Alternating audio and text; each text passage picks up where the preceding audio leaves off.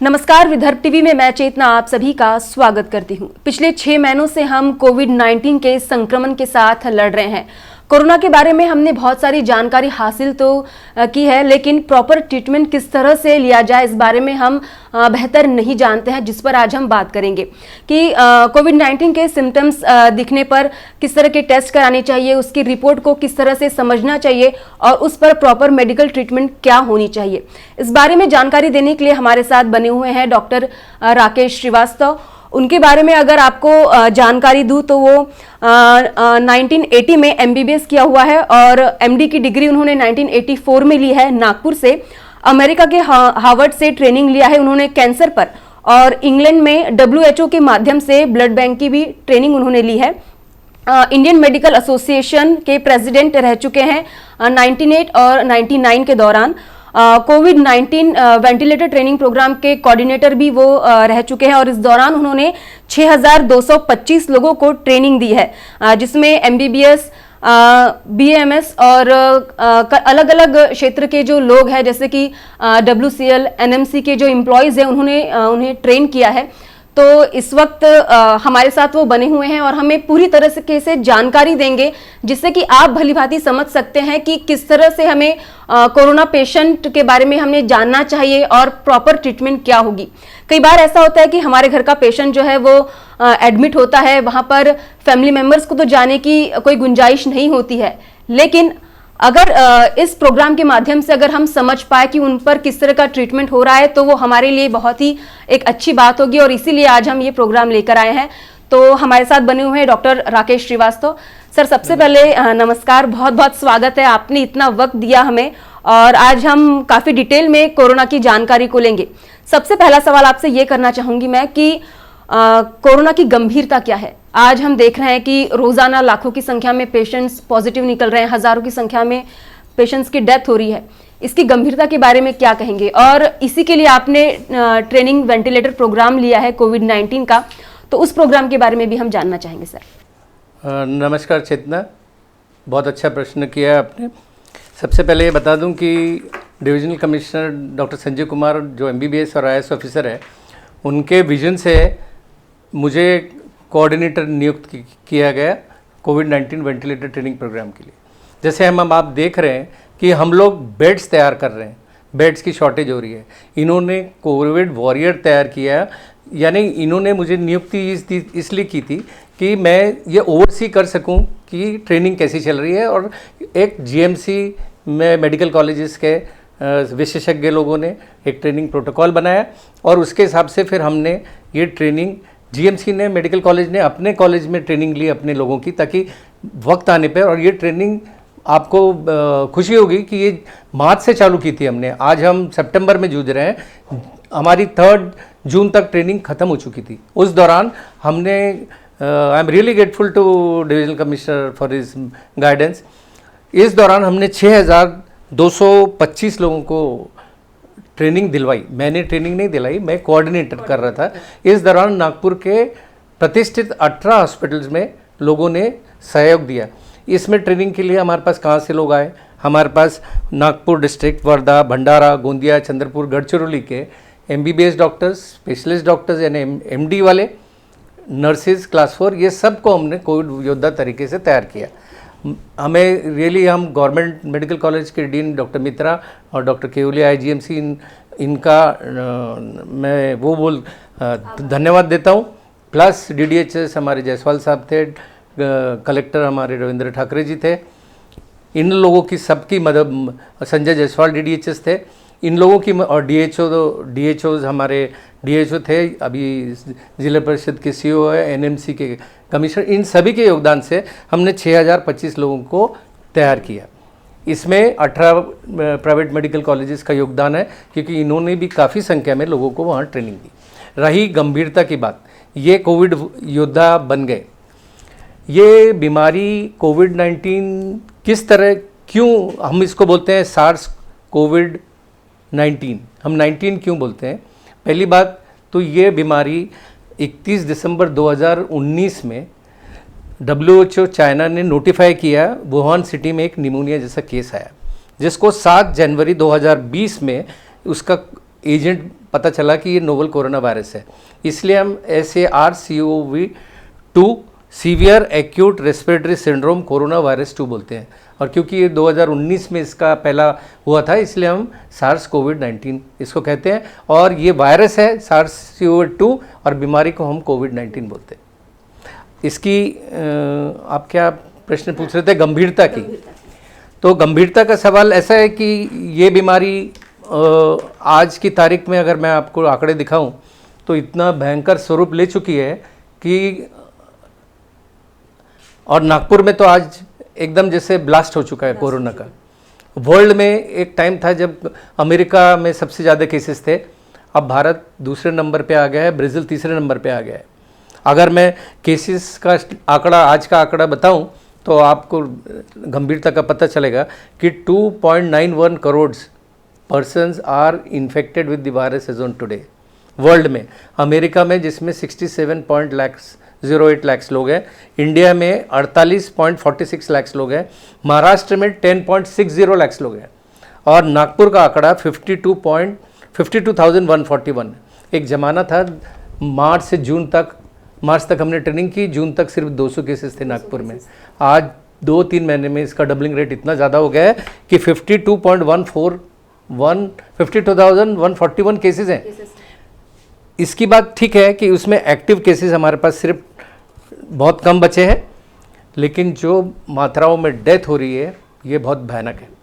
World में अगर आप देखें डाटा तो 9.28 लाख लोगों की मौत हो चुकी है, अमेरिका में 1.98 लाख लोग मर चुके हैं, इंडिया में 79,754 लोगों की डेथ हो चुकी है, महाराष्ट्र में 29,531, और नागपुर का आज का आंकड़ा हम देखें तो 1769 ये नागपुर में डेथ हो चुकी है।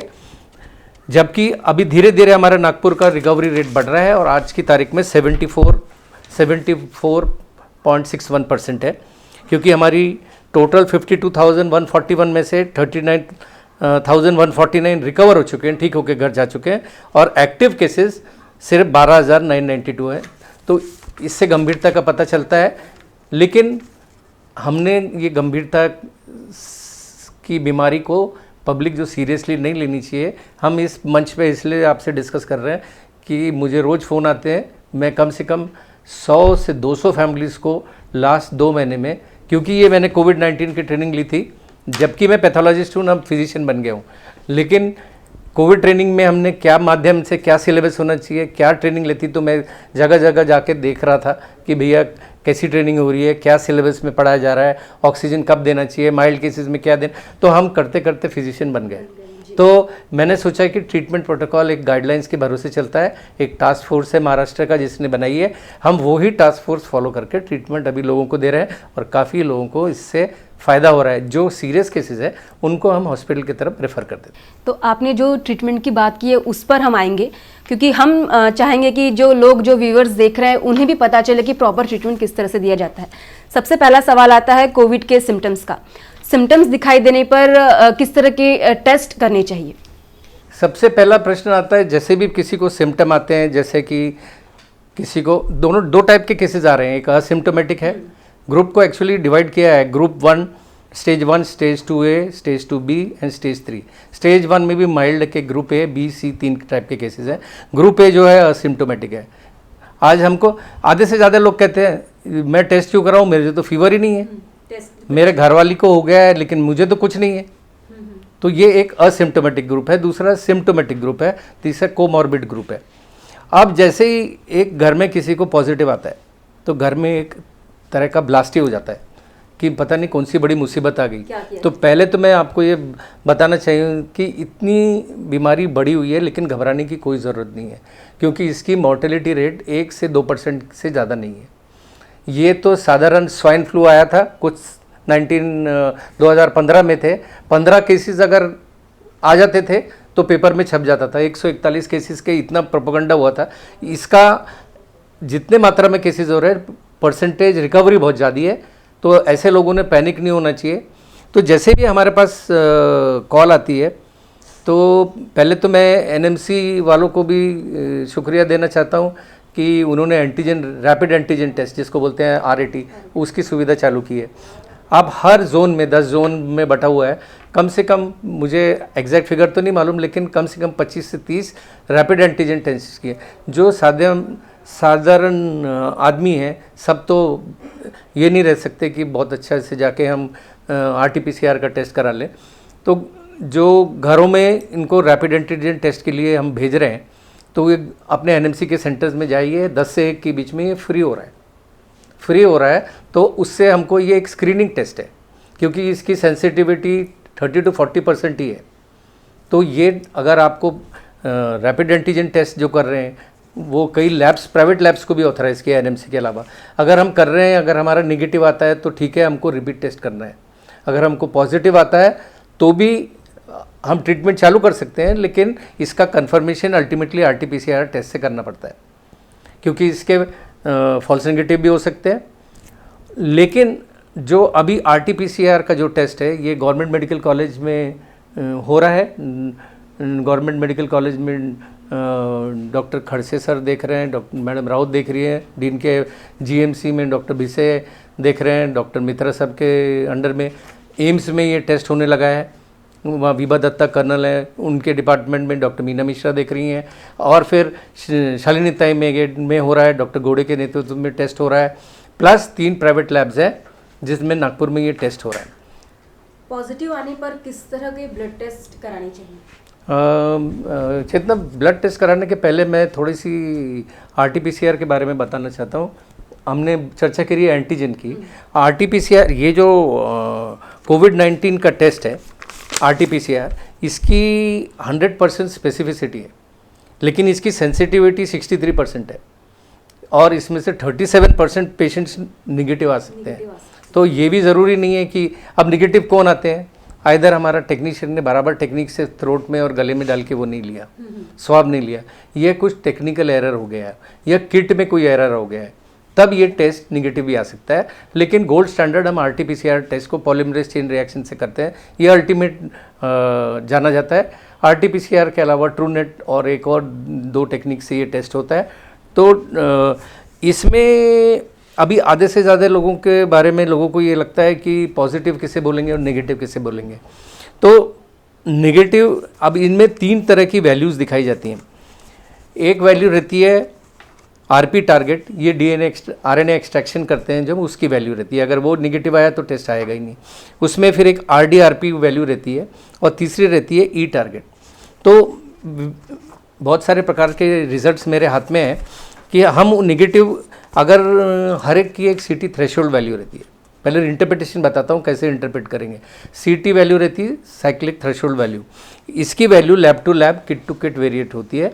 अभी कोई 36, बट ICMR ने 36 RDRP गोल्ड स्टैंडर्ड किया है।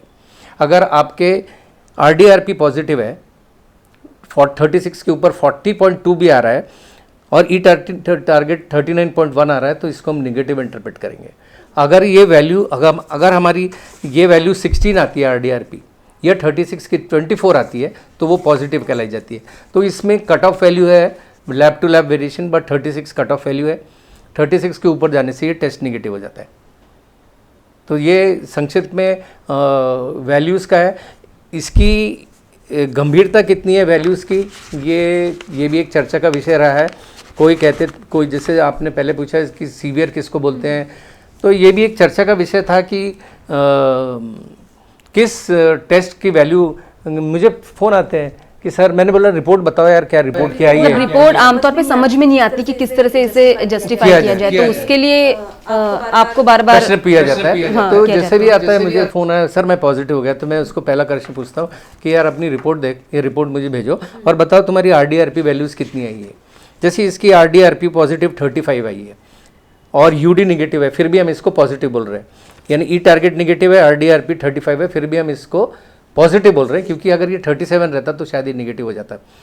तो 36 के ऊपर जैसे इन्वर्सली प्रोपोर्शनल है, higher the values less the severity.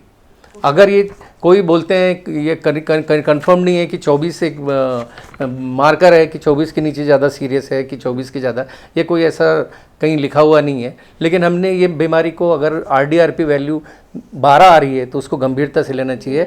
इसमें समझ में आएगा कि शायद उसको कुछ सिम्टम भी है।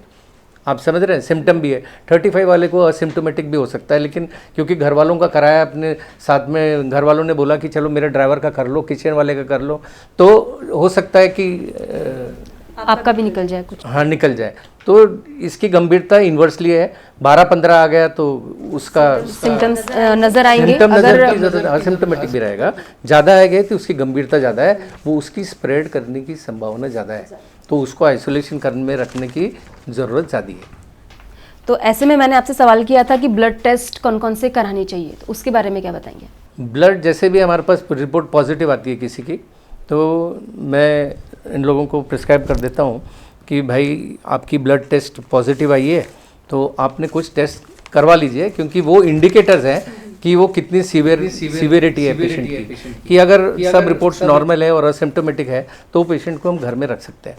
तो जैसे मैं अभी बेसिक वैल्यूज़ बताऊंगा कि हीमोग्राम कराना चाहिए। हीमोग्राम से क्या पता लगता है हमको कि इसके ब्लड सेल काउंट्स हैं, तो हमको ब्लड सेल काउंट्स में ये समझ में आता है कि पॉलीमॉर्फ्स कितने हैं, टोटल काउंट कितने हैं, और उसके साथ ESR में उसकी गंभीरता कितनी है, प्लेटलेट तो नहीं कम हो गया जिससे ब्लीडिंग तो नहीं हो रही है।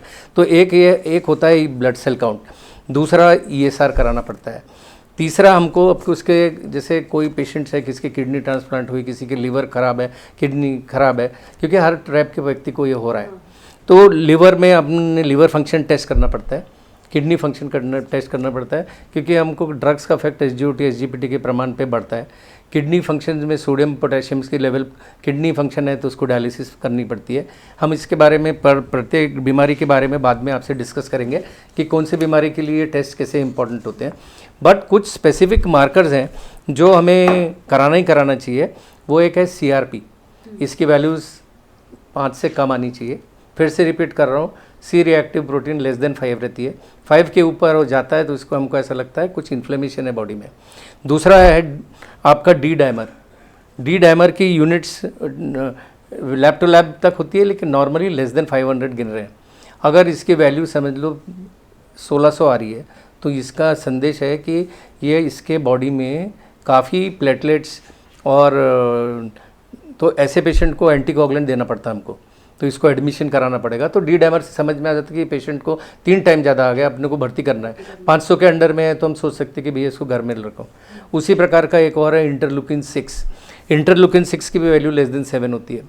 अगर ये इंटरलुकिन 50 तक आ रहा है तो हमको लग रहा है कि D डायमर बड़ा है, इंटरलुकिन बड़ा है, तो 7वें-8वें दिन बॉडी में एक साइटोकाइन स्टॉर्म करके आता है, जिसमें पेशेंट सब अच्छा है और सडनली वो डिटोरिएट हो जाता है। इसलिए हम कहते हैं 60 साल के ऊपर वाले लोगों का बड़ा ख्याल रखना पड़ता है और उनको हॉस्पिटल में डाले तो ज़्यादा अच्छा है।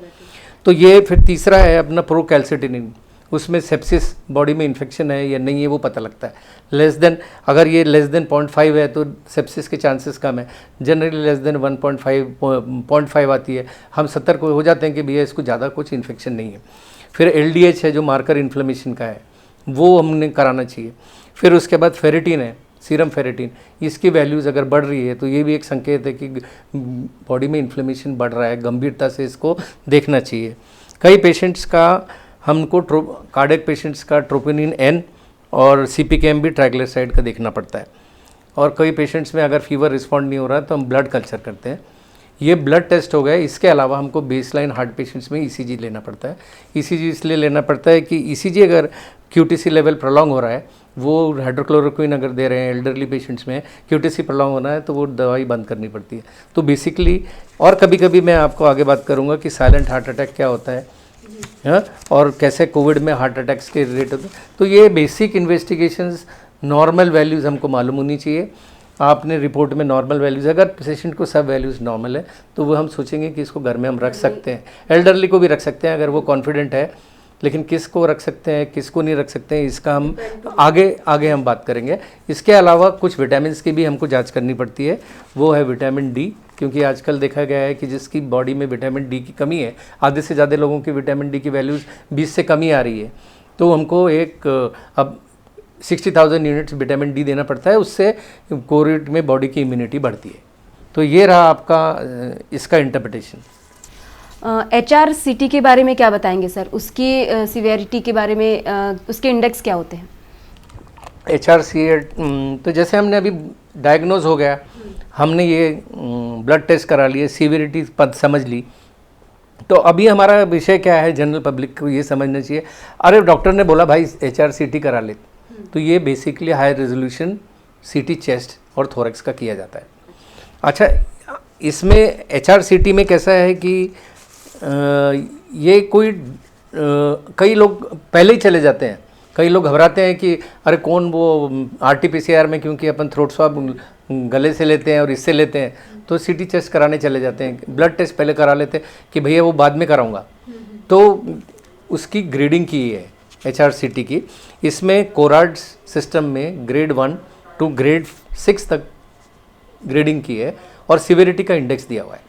तो जैसे कि अगर किसी का कोराड 1 है, रिपोर्ट आती है, कोई आप समझ लीजिए किसी के एक्सरे चेस्ट में कोराड 1 आई है, सिविरिटी इंडेक्स 2 है, तो कोराड 1 ग्रेडिंग है कि कितना संशय है कि कोविड है या नहीं है, ये कितना कोविड है। कोराड 1 में नॉर्मल ये है, ये नॉर्मल इन्फेक्शन है, निमोनिया में भी आ जाता है ना, तो ये नॉर्मल है, कोविड रिलेटेड नहीं है। कोराड 2 रिपोर्ट करता है तो ये चांसेस नहीं है कि ये कोविड है इसको। और ये इसमें अदर देन कोविड में क्या होता है, एक्सरे में माइक्रोवेस्कुलर थ्रोम्बाई दिखते हैं, निमोनिक पैच से ज़्यादा, इन्फेक्शन से ज़्यादा जो सर्कुलेशन में ब्लड में जो ब्लड लीक होता है वो माइक्रोवेस्कुलर थ्रोम्बाई दिखते हैं ग्राउंड ग्लास पैटर्न में, ग्राउंड ग्लास ओपेसिटीज़ दिखती हैं, plus crazy pattern advance stage में आता है। तो फिर से मैं आपको ये बताऊंगा, ये पैटर्न आ रहे हैं तो 5 पैटर्न है। ग्रेड 3 के बाद जो होता है ग्रेड 3 इंटरमीडिएट, इसमें क्लियर नहीं है, उसको कंफ्यूज्ड है वो कि वो निमोनिया है, ये कोविड है। लेकिन जब ग्रेड 4 आता है तो अबनॉर्मलिटीज़ दिखने लगती है, ग्राउंड ग्लास और क्रेजी। और ग्रेड 5 में क्लियर कट रेडियोलॉजिस्ट बोल देता है कोराड ग्रेड 5, या अगर RT-PCR पॉजिटिव है तो उसको कोराड ग्रेड 6 बोलते हैं। तो उससे ये पता लगता है कि अरे इस एक्सरे में कोविड रिलेटेड चेंजेस है। अब पेशेंट्स को सिविरिटी कितनी है, तो पेशेंट्स की सिविरिटी देखने के लिए क्या करना पड़ेगा हमको कि उसकी स्कोरिंग है, एक लंग लेफ्ट लंग है, राइट लंग है, उसको दोनों को 25 लोग को सेगमेंटल डिवाइड किया है। लेफ्ट लंग को कुछ मार्किंग की है, इतने मार्क्स मिलेंगे, राइट लंग में टोटल 25 मार्किंग करके 25 सिविरिटी का इंडेक्स है। अगर उसका 2/25 है, ये किसी का 1/25 है, तो इसको कोई चेंजेस भी नहीं है और कोराड 1 ही आएगा उसमें, कोराड 2 आएगा। सपोज 10, 11, 12 आ रहा है इंडेक्स 25 में से, इसका मतलब है उसको कोविड के सिम्टम है और उसको कोविड रिलेटेड चीज़ें आने वाली है।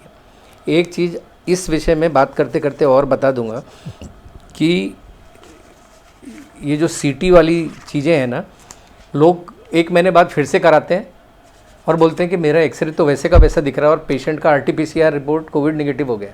तो ये बताना चाहूँ कि ये जो चेंजेस आते हैं ये काफ़ी टाइम तक आपके लंग्स में रहते हैं, घबराने की ज़रूरत नहीं। जैसे RT-PCR निगेटिव भी हो गया 14 डेज़ में, आपका 21वें दिन जनरली अपन करवा लेते हैं, अगर मैं उसके बारे में डिटेल में बताऊँगा। तो निगेटिव आ गया है लेकिन CT चेस्ट में चेंजेस दिख रहे हैं तो घबराने की कोई ज़रूरत नहीं है।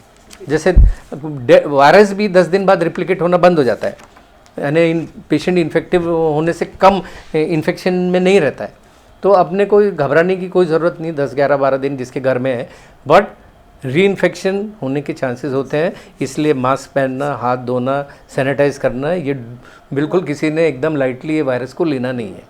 सर, पेशेंट की किस सिचुएशन में हम उसे एडमिट करते हैं, अगर होम क्वारंटाइन किया जाए तो उसके क्या प्रोटोकॉल आप बताएंगे? होम क्वारंटाइन करने के पहले मैं आपको कुछ ट्रीटमेंट के या प्रोटोकॉल बताना चाहता हूँ कि जैसे पेशेंट घर में है, डायग्नोज हो गया, चलिए हम होम क्वारंटाइन की बात करते हैं। पेशेंट आ गया आपका और घर पे है, तो पहली चीज़ 2 चीज़ का फ़र्क होता है, वो आइसोलेशन क्या होता है और होम क्वारंटाइन क्या होता है। जो एक घर में 4 लोग हैं तो जो पेशेंट संक्रमित हुआ है उसको आइसोलेशन में रखना पड़ता है अब, और बाकी लोगों को क्वारंटाइन किया जाता है। तो जो आइसोलेशन वाला पेशेंट है उसको पूरे के पूरे 14 दिन, minimum 10 days he should be in a room, वो रूम में रहना चाहिए जो वेंटिलेटेड है, पूरे तरफ से लाइट आ रही है, उसके रूम में किसी की एंट्री नहीं होगी, उसको खाना भी दिया जाएगा। तो उसके घर के जो बाकी लोग जिनको नहीं हुआ है उसके रूम के बाजू में रख देंगे, वो टेलीफोन से कन्वर्ट वो रहेगा, उसके पास एक घंटी होना चाहिए, उसके पास कि वो फ़ोन पे कम्युनिकेट करते रहेगा। लेकिन वो रूम ऐसा होना चाहिए जैसे आपके घर में 4 लोग हैं, तो बेहतर ये होगा कि वो आइसोलेशन में रहे, बाकी लोग 3 लोग 4 रूम है तो 3 लोग अपने घर में रह सकते हैं, लेकिन वो भी क्वारंटाइन में रहेंगे, वो भी घर से बाहर नहीं जा सकते। ऐसा नहीं है कि मैं एनएमसी तो क्या करती है कि जो एरिया में हो जाता है उसको कंटेनमेंट जोन बना देती है और वो पूरे बैरिक लगा देता है, पुलिस वाला खड़ा हो जाता है और घर के सामने भी एक लिख देता है कि होम क्वारंटाइन। आपने देखा होगा, अब ये थोड़ा प्रकरण कम हो रहा है क्योंकि इतना ज़्यादा मात्रा में हो गई कि उतनी बैरिकेडिंग नहीं दिख रही है, लेकिन एक फ्लैट भी होता था तो पूरा फ्लैट के लोगों को जाना मना कर देते थे। तो वो नहीं, प्रोटोकॉल के बारे में मैंने आपसे इसीलिए पूछा क्योंकि आजकल हम देखते हैं कि होम क्वारंटाइन करने के बाद भी उसे भी इतनी सीरियसली नहीं लिया जाता, गंभीरता से नहीं लिया जाता और कई बार ये बोलने में काफ़ी बुरा लगता है। कई बार पॉजिटिव निकलने के बाद भी लोग हमें मतलब बाहर कॉलोनी के बाहर घूमते हुए नजर आते हैं, इसीलिए इस बात की गंभीरता को समझते हुए मैंने आपसे एक क्वेश्चन किया। आपका प्रश्न बिल्कुल सही है। जो ये फैल रहा है ना, इसमें उसका एक कारण ये भी है कि काफ़ी जो होम क्वारंटाइन के भी रूल्स नहीं पाल रहे, लेकिन हम तो ऐसा बोलते भी थे। एक पहले ये ज़माना था कि जैसा ही घर में पेशेंट आया हम होम क्वारंटाइन करने भी नहीं देते। आपके लिए एमएलए हॉस्टल था, वीएनआईटी था, लोग एकदम होम कोविड सेंटर मुंडे साहब ने, संजू कुमार साहब ने, कलेक्टर साहब ने, कमिश्नर साहब ने बनाया था, 5000 का बनाया था कि वहाँ हम लोग रखेंगे क्वारंटाइन। तो एमएलए हॉस्टल में लोग रहते थे, उनको नेगेटिव रहता था तो वो बाहर भेज देते थे। क्यों? उसका कारण क्या है कि ये आदमी आपकी बात जैसे आपने पूछे मानने वाला नहीं, वो बाहर निकलेगा। आज भी मैंने आपको एग्जाम्पल देता हूँ। एक फैमिली का मैंने इतना समझाने के बाद भी हस्बैंड पॉजिटिव आया और मैंने पूछा बेटा तेरा कैसा चल रहा है? बोले ठीक है। तो उसकी वाइफ ने फ़ोन उठा ली। मतलब भैया आप भाभी आपने फ़ोन क्यों उठा लिया? नहीं मैं तो दवाई लेना चालू कर दी हूँ। तो ये रूल मान नहीं रहे, इस तरह के बहाने बनाना। हाँ, तो वो रूल मान, बीवी के साथ रहना है, बीवी को हस्बैंड के साथ रहना मान नहीं रहे। तो ये आपको ये मानना पड़ेगा क्योंकि वो वाइफ अगर घर निगेटिव होने के बाद खाना बना रही है, या घर में बड़े बुजुर्ग लोग हैं 60 साल के नीचे, 10 साल के नीचे, उनको बहुत जल्दी ये बीमारी लग सकती है। तो आप बीमार हो गए तो आपने पूरे वो बीमार इन्फेक्टिविटी, अगर आपका स्कोर 12 है 15 है तो आपके बहुत चांसेस है कि आप दूसरों को भी इन्फेक्ट कर सकते हैं। आपको रोकने का कारण क्या है कि आप घर के बाहर ना जाएं ताकि कम्युनिटी में ना स्प्रेड हो, घर में स्प्रेड ना हो। इसलिए पहले हम लोग ने रवि भवन ये सब कर लिए थे। अब आत्मनिर्भरता का जमाना आ गया है कि खुद संभालो भाई, गवर्नमेंट कितना करेगी, तो उनको रूम पे दे दिया। अब उनका क्या क्या चीज़ें हमने क्वारंटाइन, अब 4 रूम का घर है, 3 रूम का घर है, तो 4 लोग अपने, जिसका सेपरेट टॉयलेट है उनको अपना अलग अलग रूम में रहना पड़ेगा। फिर उसमें क्या क्या चीज़ें उन्होंने करना चाहिए कि एल्डरली लोगों से, बच्चों के साथ, दूसरे फैमिली मेम्बर से मिक्स नहीं होना। उनके साथ एक केयर गिवर लगेगा, उसने रोज़ अपने वो केयर गिवर का भी प्रोटोकॉल ऐसा है कि वो दूसरों से मिक्स नहीं होगा, नहीं तो उसको भी हो जाएगा। उसने पीपी किट पहन के उसको अगर देखना है तो कर सकता है। 2 कोविड पॉजिटिव है तो बहुत एक साथ रह भी सकते हैं, लेकिन उसमें भी सीवियरिटी है, अवॉइड किए तो अच्छा है। हर एक ने अपने घर में, मैं सबसे अभी रिक्वेस्ट करूँगा कि पल्स ऑक्सीमीटर नाम की एक चीज़ है जिससे ऑक्सीजन सेचुरेशन और हार्ट रेट देखते हैं। ये मेरे हाथ में ये इंस्ट्रूमेंट है, मैं आपको ये लगा के बताता हूँ। बहुत सिंपल है इसका यूज़ करना। आपने मैडम ये देखिए, इसमें मैंने इसमें ये डाला हूँ, ये बटन दबाइए, थोड़ी देर में आपको ये इसका आपका पल्स ऑक्सीमीटर में ये देखिए, इसमें मेरा पल्स हार्ट रेट आ रहा है 81 और 99 मेरा ऑक्सीजन सेचुरेशन है। तो ये पल्स ऑक्सीमीटर से घर वालों को एक चीज़ पता लगेगी कि 99 है, सुरक्षित है। 94 तक अगर वो पेशेंट को पल्स ऑक्सीजन सेचुरेशन है, he can be at home. ये पल्स ऑक्सीमीटर जो नॉन नेगेटिव, कोविड नेगेटिव वालों ने यूज़ नहीं करना है। बाकी सब कोविड नेगेटिव वाले ये अलग से यूज़ कर सकते हैं, लेकिन जो पेशेंट है उससे आपने ये यूज़ नहीं करना है। ये पल्स ऑक्सीमीटर से वो पेशेंट ने अपने केयर टेकर को, और जो डॉक्टर है, जैसे मैं अभी किसी को घर पे रखा हूँ तो वो मुझे फ़ोन करके बताता है रोज़। मैं रोज़ कम से कम, कई लोग ठीक हो गए, 8-10 लोग जो बचे हुए हैं उन वो बताते हैं कि मेरा पल्स ऑक्सीमीटर से सर मैंने लिया, मेरा 98 आया, 97 आया। हार्ट रेट पूछता हूँ क्योंकि हार्ट रेट भी टैकीकार्डिया होता है, अगर 100 के ऊपर जा रहा है तो ये भी चिंता का विषय है। एल्डरली पेशेंट है, डायबिटीज़ है, हाइपरटेंशन है, जिसकी एंजियोप्लास्टी हुई है, तो ये पल्स ऑक्सीमीटर सबने देखना चाहिए। 94 के नीचे गया तो तकलीफ का काम है। हार्ट रेट भी 100 के ऊपर गया, या रेस्पिरेटरी रेट 24 के ऊपर गया तो ये बहुत अच्छा।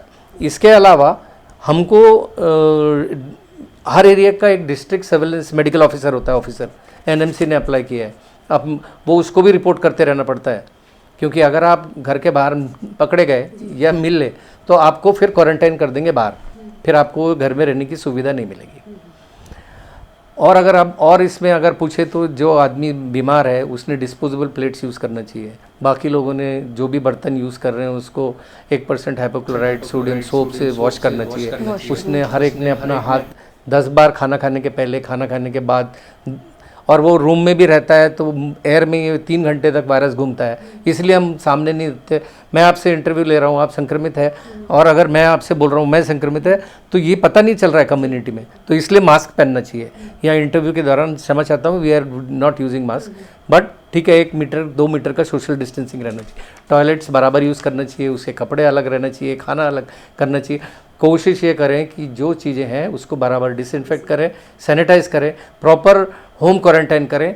सर 6 मिनट वॉक टेस्ट के बारे में क्या बताएंगे आप? ये बहुत अच्छा प्रश्न किया आपने चेतना, क्योंकि घर में जो ये पल्स ऑक्सीमीटर है, हम ये पल्स ऑक्सीमीटर ये हम लगा लेते हैं, और जो चल सकता है वो 6 मिनट चलता है। नॉर्मली हमारा 94% है।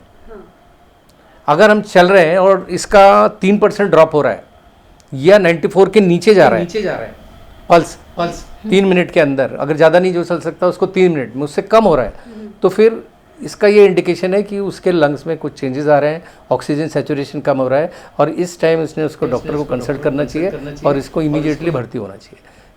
अगर 94 से आपका 89 आ रहा है तो आपने डेफिनेटली घर में नहीं रहना है, आपको होम क्वारंटाइन में नहीं रहना है, और आप 6 minute test 3 minute walk test जो ज़्यादा नहीं चल पा रहे, ये बहुत अच्छी संधि है। मतलब जिसको भी थोड़ा डाउटफुल लगता है वो ऑक्सीमीटर लगा के 3 मिनट कम से कम कर ले, वॉक टेस्ट कर तो ले। उससे कम से कम उसको ये समझ में आ जाएगा कि he is comfortable, oxygen saturation बराबर है, तो आपने बाहर he can still continue to stay in home quarantine. अब होम क्वारंटाइन कितने दिन का होता है? होम क्वारंटाइन कम से कम 10 दिन में रहना चाहिए। आइसोलेशन वाले ने फ़र्क ये समझ गया ना, जो बीमार है वो आइसोलेशन में रहता है, क्वारंटाइन बाकी लोग रहते हैं, वो उससे मिलते नहीं है। टोटल 17 दिन आपको ये होम क्वारंटाइन और आइसोलेशन में रहना है। नहीं, ऐसा नहीं है कि भाई मैं तो अब मेरी तबीयत ठीक लग रही। अच्छा, जैसे कभी और भी सिम्पटम घर में रहते, कभी ब्रेथलेसनेस हो रहा है, और इसके अलावा आपके नीला पड़ रहा है ब्लू, क्योंकि ऑक्सीजन सैचुरेशन नहीं हो रहा, इस समय आप आपके डॉक्टर से ज़रूर संपर्क करें। Home quarantine without district surveillance officer, आपके फैमिली फिजिशियन जो भी आपके कर रहे हैं, तो उसके हिसाब से आप होम क्वारंटाइन में रहिए और अपना खुद ख्याल रखिए।